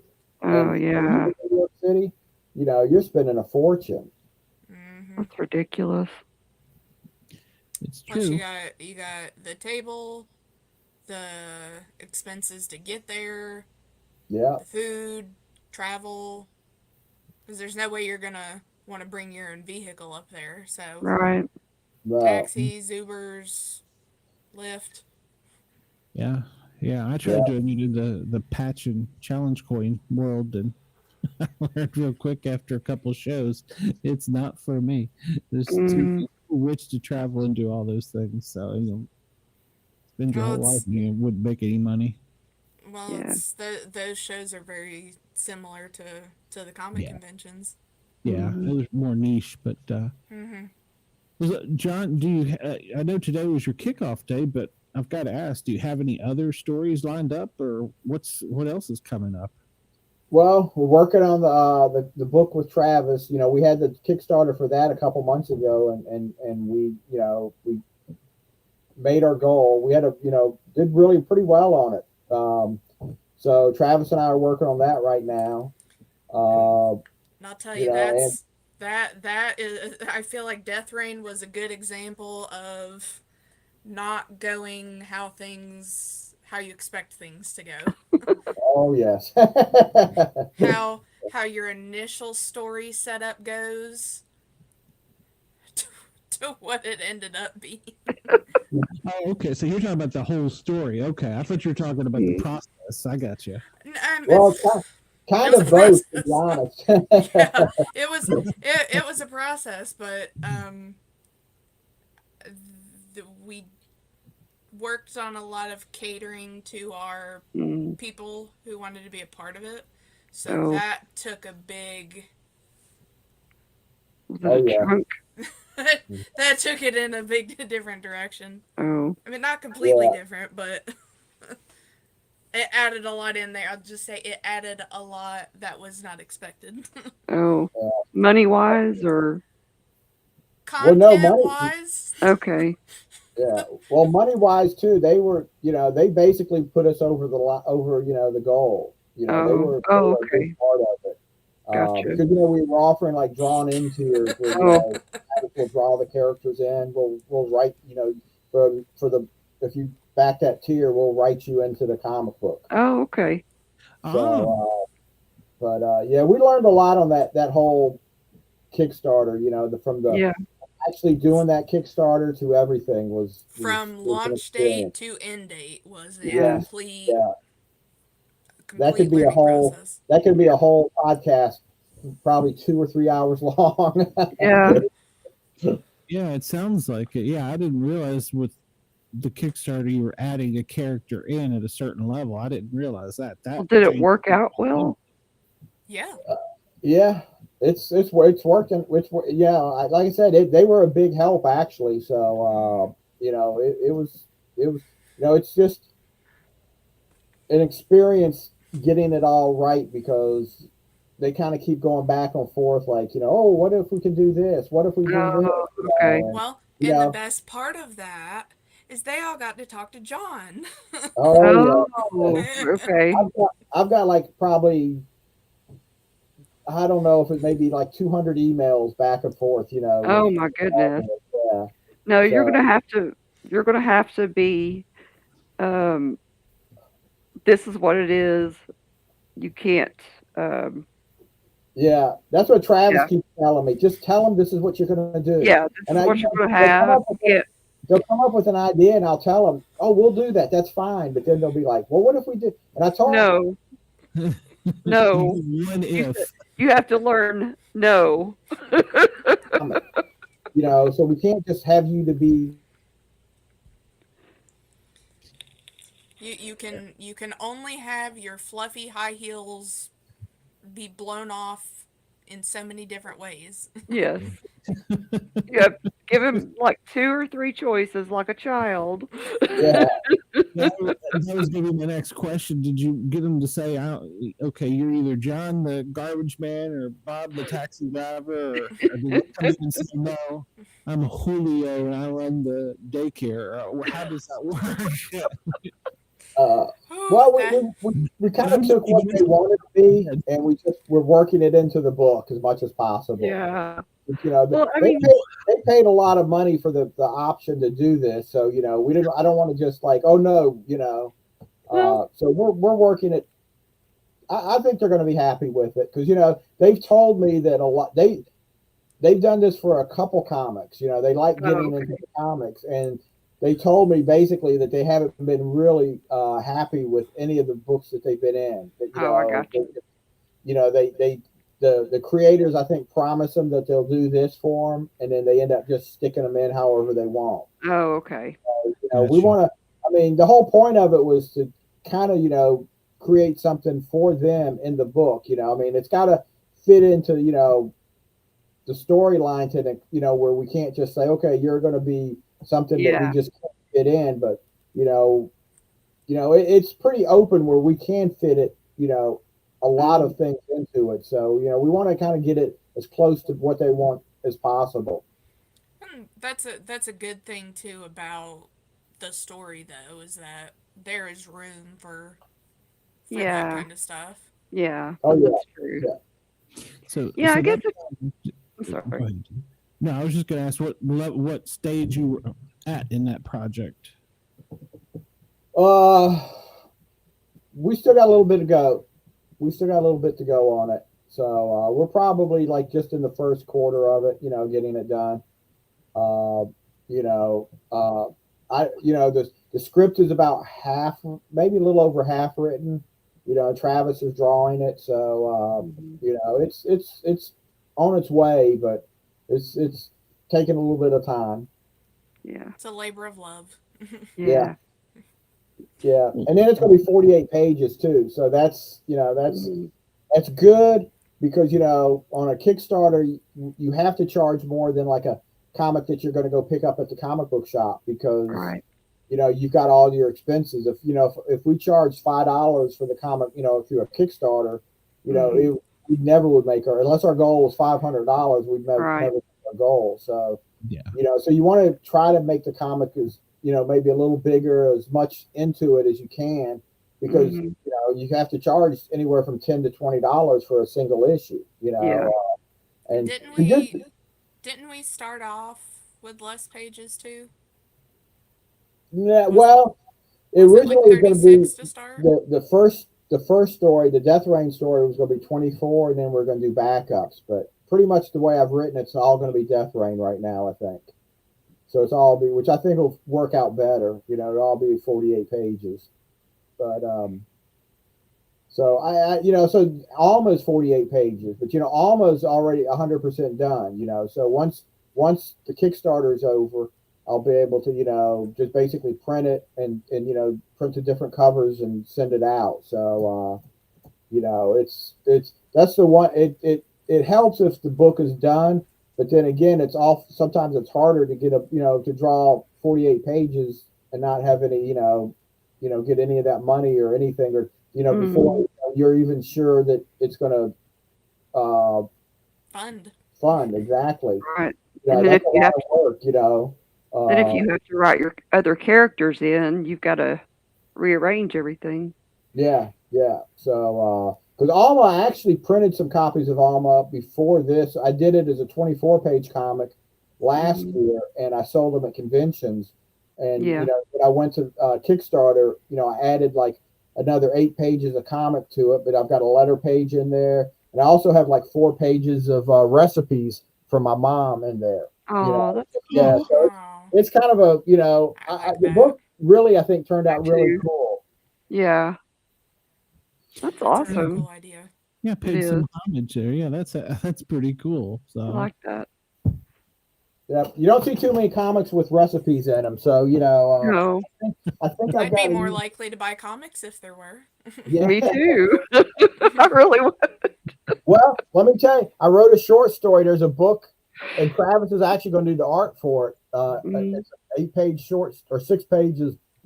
The book is going to be called, what's the book called? Pots and Panels. It's going to come out in October, and all the stories are dealing with food. Or, food has to be part of the story, something like, of meals or things like that. And every story is going to have, the writers or the artists have to put a recipe in there. Oh, So that's cool. there's your recipe book. All right. There you go. Yeah, I like that. I'll hit you up on that. Yeah. You know where to find me. Yeah. Cool. And that was going to be my next question is where can they find you? Obviously, it's it's globalcomics.com. Is that right? Yeah, Ko-fi.com/DieboldComics. Okay. All right. I'll have to get that in. Ko-fi. Yeah, that was it's that Buy Me a Coffee site. Oh, yeah. Okay. But they've actually, you can actually make a really pretty cool website on there and do a lot of stuff on there. And, and you can get funded on there. You can put a shop in there. So I've kind of made that because I went through so many different websites and sites that I've created. I was doing Patreon. I was doing some of these other sites, Substack, and I was trying to do all those, and it just gets confusing. Ko-fi was a lot easier to use, and an easy way for me to get money off of it too. And it's been working out well for you. Yeah. I think, for a little while there, I kind of, with everything that had happened the last few months, I really hadn't been on the site for a lot, but I'm getting back into it. So, I think it's going to be the way to go. I just got to stick to one site because I'd be in one place, and then I was like, I don't like this. And then I move somewhere else. And it's like, I'm kind of like skipping ahead of anybody that wants to keep up with me. They don't know where I am because I change it before long. Gotcha. Duly noted.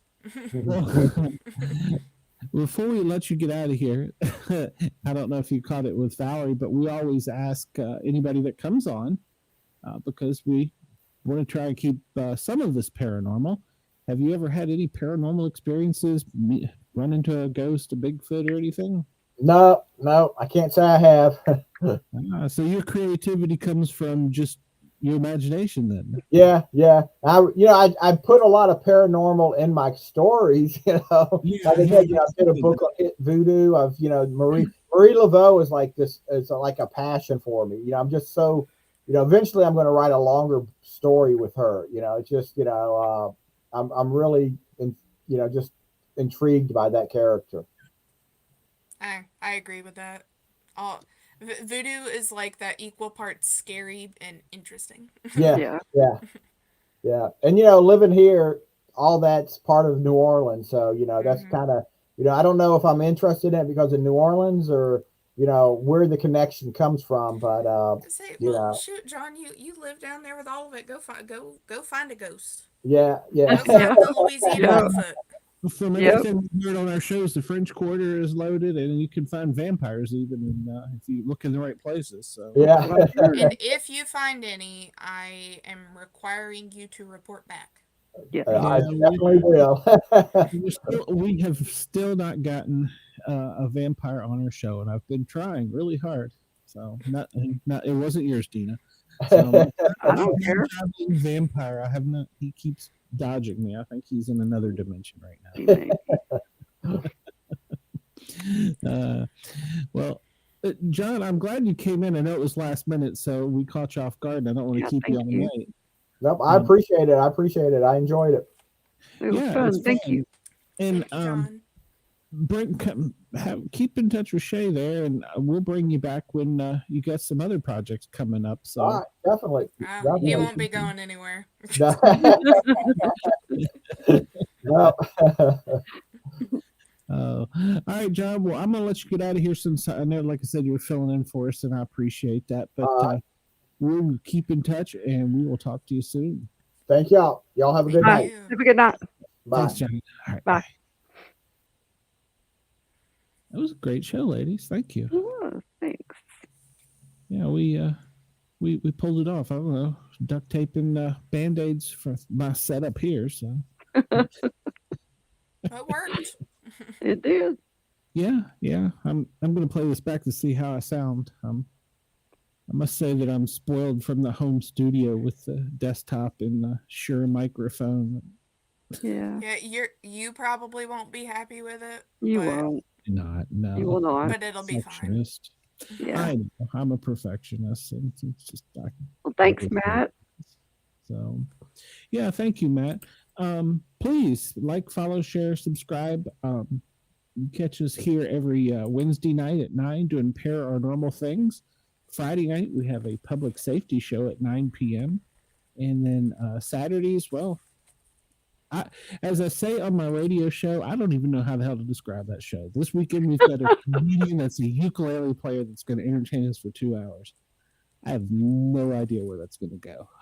I have no idea. So, you know, I feel bad. I forgot about that. And I got all that stuff ready, so I guess we will use everything I got ready tonight for next week. Well, you're prepared. There you go. I'll probably need this. All right, you never know. You never know if the guests may not show up, or we might need it if they have to go or something. You never know. Well, if it's good, then we're good for next week. So that's right. Yeah, so it all works out. But and then normally I'm doing a show 3 days a week on the Thin Line Rock Station, Wednesdays and Thursdays from noon till 2. Tuesdays and Thursdays. Yeah. What's that? Yeah, Tuesdays. Okay, yeah, those days. I got Google Calendar. Without Google Calendar, I would be lost. I'm a little bit spacey today, so it's been a long day. And then Fridays I do Friday night flashback with like Disco Dog. Flashback. So yeah, we get some requests in there. I even got Shay's request in there. So yes. Dina, you got to call in and do a request for me. So Shay gave you my request. I did. But see, I need you saying it. It sounds better coming from you rather her go, oh yeah, by the way, play this. Dina wants this. It's just right on the radio. So whatever. I need your expertise. So of course. Shay, who we have next week? I know we got the ukulele player on the Saturday show. I don't remember on the Friday show, and I have not looked enough to see next week. Well, this Friday is Surviving Your Life for Grin and Guardian. Okay. All right. Oh, yeah, he's the paramedic that tells his life story. Got it. I remember him, yeah. Yeah, and then we've got, I don't know if it's Kristen or Christine Knowlton on Saturday. Yes, the ukulele player. And then next week we have comic writer Adam Wilson back here on Wednesday, and Siren. That's right. The wrestler, or I like to say in the South, wrestler. So, Diane, any shows you got coming up? I know you're busy out there in the podcast world. Nope, I'll be here. Oh, okay. Dina, you got anything coming up besides for Misfits? Negative. All right. Well, yeah, I have no idea where the hell I'll be. I'll be on either WDJY, WRFN, some station in New Mexico that I can't talk about. You can find us all over. But yeah, I appreciate everybody. First time listeners, first time viewers. It was great. Thank you. We really appreciate it. Please do come back.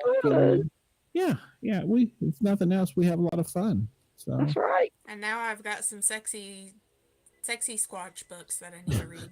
Oh yeah. And I must say, I'm sad to admit that I'm going to ask her for a copy of the Sasquatch one. So. Oh boy. I just need to know if Sexy Squatch is a gentle lover. If he's rocking the Bronco, maybe not. So Probably not. Who knows? Just gonna flip it You never over. know. Well, you know. We'll find out. I want to thank the Parapost Network for allowing us on their air. And of course, Ross at yergsradio.com. We appreciate everything you do for us with the phone number and the station. Oh, and tonight we're also live on Rainbow Radio, ladies. I forgot to make that, so welcome. Everybody have a great night. We will see you next week. All right. Good luck.